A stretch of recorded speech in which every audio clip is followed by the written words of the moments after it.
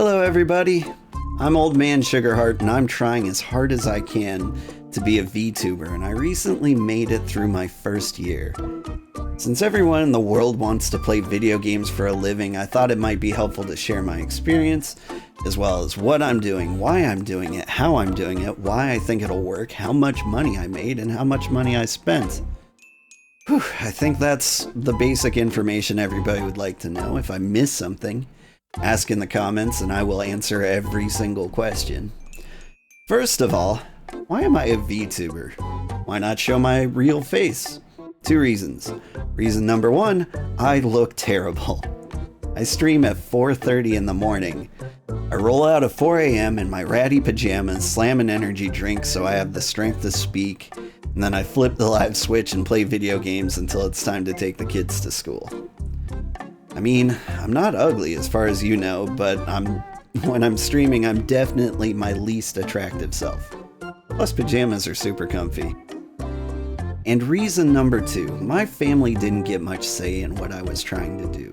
The least I can do is keep them safe when putting myself in front of complete strangers by protecting our identities as much as possible.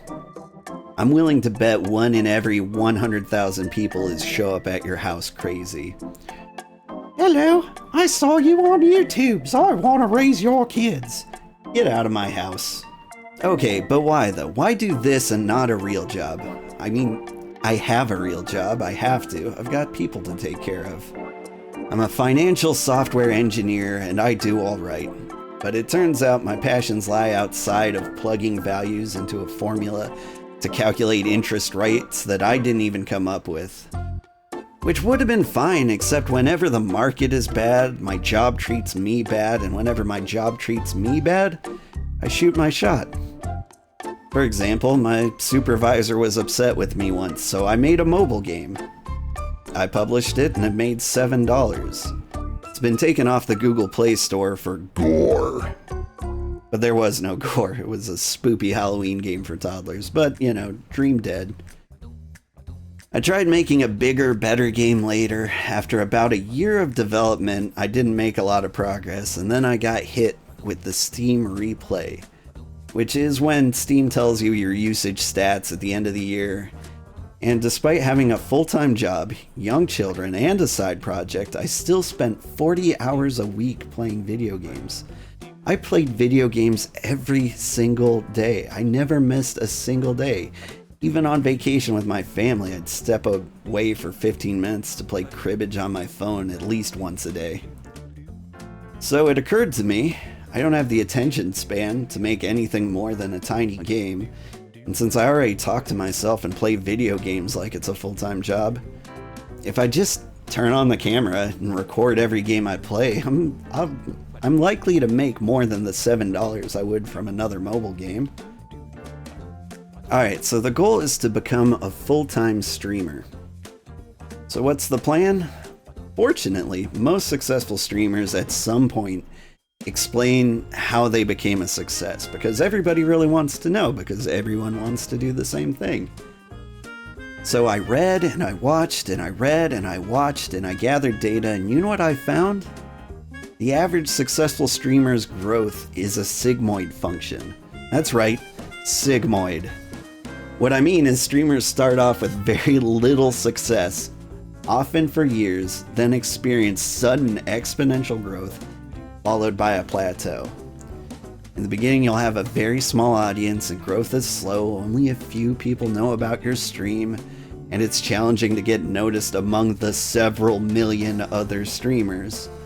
A lot of people get discouraged here and quit. They realize at their current rate of growth, they can't be successful in their lifetime, which I think could be a mistake, because they never get to experience their exponential growth, which I'm going to call the sigmoid event, because it sounds more badass and intentional than getting lucky.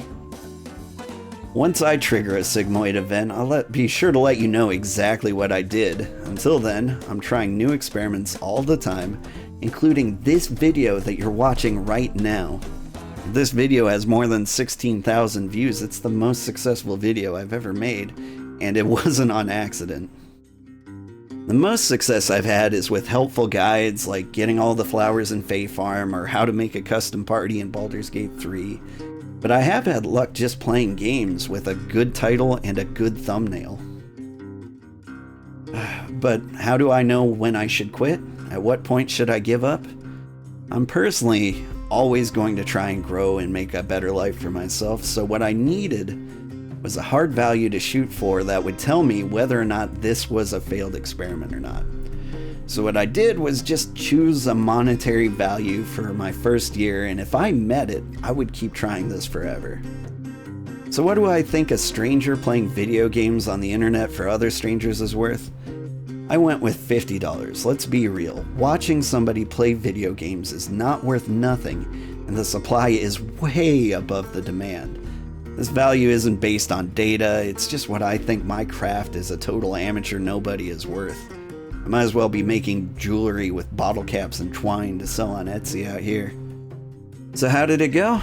I started streaming on June 8th, 2023. My first monetized stream was on July 27th. And I hit $50 by November 26, 2023. So I met my goal in 6 months, and that's all there is to it. I've put all my eggs in that basket, and I'm going to keep doing this forever now. So after a full year, I made $350.01. So the first 6 months, $50. The second 6 months, $300. And that feels really good. That is an insane rate of growth. At that rate, you could quit your day job after 2 years. But let's not count on that because we're not complete idiots. But we should keep doing what we're doing, right? So where did that money come from? 61% of it was ads. I run the minimum on Twitch and the recommended on YouTube. I'd run the minimum on YouTube, but then YouTube wouldn't recommend my videos to people, so bummer. 33% of that is Twitch subs. 5% is YouTube Premium and Twitch Turbo. And 1% is bits and cheering. As we grow, we'll add new revenue streams, but growth in community is always the top priority. Alright, so that's how much I made, but how much did I spend? I decided early on that all the money made by the stream goes back into the stream, and it will forever. At one point, for the stream's benefit, I hope to hire myself as a full-time employee, but right now, I'm just my own unpaid intern. Now let's get down to like the itemized list of my first year. I don't count video games or my new computer because I would have bought those anyway.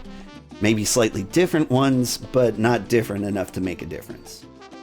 I spent $134 on my VTuber model and rigging. And it's a great deal for that much. Like, I can't move my arms, and it doesn't capture like my eyebrows, so my face isn't as expressive as it could be. You basically see like my eyes moving or open and close, and my mouth flaps a little bit. I added some breathing in VTube Studio. And sometimes I wonder if I would have been better off with like a cheap PNG tuber, but I get a lot of compliments on my model, and I just want you to know you can start for $0, and that's not a bad idea. I've also spent $161 on emotes. I'm cheap enough that this feels bad, but I've got slots to fill, and it's important to give something to the community. Let's see, I spent $52 on loyalty badges. I spent $57 on Restream, a multi-streaming tool that helps me stream on YouTube and Twitch at the same time. I spent on $54 on Epidemic Sound so I can play music when needed, usually intros, outros, and intermissions, but sometimes we play it over bad or copyrighted game music. I spent $52 on server hosting to play games with the community. I spent $90 on a better webcam and ring light for better facial tracking, which didn't actually help, so I regret that one. I spent $130 on a Yeti microphone, stand, and pop filter. And that was probably the best purchase I made out of all of these things. Like, this sounds like my real voice. And honestly, it sounds a little better than my real voice. once I've got all the filters set up correctly and gates. So in total, I spent $730, making a grand total for year one, negative $380. In retrospect, maybe I could have saved $200 making smarter decisions, but in the long run, most of these are one-time costs that I'll only ever have to do once and then have forever. Eventually, it'll be harder for me to make stream improvements, and we can use our money to focus on raffles and giveaways and charity, which I'm really looking forward to. That'll be a lot more fun than, you know, dropping another $60 on a set of emotes. And man, I need to look at the books more often. I didn't actually realize I spent over twice as much as the stream had made. I don't regret it. I'm having fun, but I should really wrap up Satisfactory and get that server decommissioned. So I'm spending too much money, and I haven't mentioned how much work it is. I'm actually playing less video games now than I did before I started streaming, like 10 to 20 hours a week less. Every moment is busy, my personal and work life are suffering, but you know what? I'm loving it. I love hanging out with a few people every day who decide they like me enough to talk to me twice. I love the feeling that people are curled up on their couch sipping hot cocoa while I tell them stories about my childhood. And I love that this could work, and that one day I can do that stupid thing that I love to do, and it could be my stupid full-time job. And if we succeed more than that, I can give back to the community more than I ever could working for somebody else. I love it. I really do. Thank you. And one final important thing I've learned: if you tell people to like and subscribe at the end of a video, they will click away, and it hurts your reach on YouTube because they didn't watch to the end. It's way better too.